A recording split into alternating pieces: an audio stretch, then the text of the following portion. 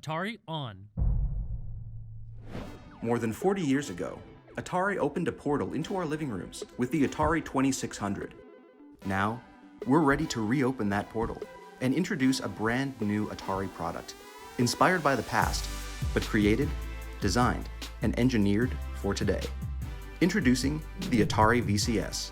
The 2600 was just this meteor from another planet. It crashed here and kicked off the evolution of all gaming life as we know it. Not only was this sort of a video game console, but it was turning television into a more social activity. It was like we were transported into the future. Something magical happening on the TV for the first time. It is pretty exciting to see Atari kind of come back and take what they did well and reimagine that for this new generation that are playing games differently, consuming media differently, having different social experiences around this type of media. It's taking everything we loved about that first sort of simple retro Atari experience, the first time we used it, and bringing it into a modern context, which is a bit more complex. One of the unique things about the Atari VCS is its PC architecture and Linux operating system.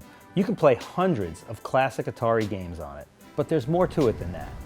Modern games will be there too, along with social media, streaming video, music, and so much more.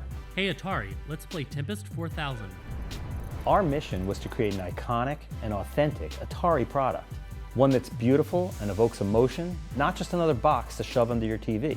The 2600 offers this amazing palette of iconic details. You got toggle switches and wood grain and fins and angles. We looked at taking each of those core components and evolving it for a next generation. It was something that feels like it felt and not trying to look how it looked then. So with the 2600, it was a box with ribbing on a surface, and we were looking at that detail and started talking about, well, what if the box was entirely ribs? It's not a box with applied ribs, it's actually constructed from individual fins and layers. We found a way to inlay a real natural wood product, and it's a beautiful finish, but it also becomes a really interactive part of the product. The interface shines through that material. We feel strongly that a product like this deserves a little more thought, a little more effort, and a little more heart by solving for design intent, manufacturability, thermals, design for assembly, all at the same time. One of the things that was exciting me the most about it was the controller, and to see sort of a reimagined yet more versatile version of the same thing that I grew up with in my hand was instantly the one thing that I was super happy with. We wanted to do something really special for our biggest Atari fans. We've created a special launch edition of the VCS, only available on Indiegogo.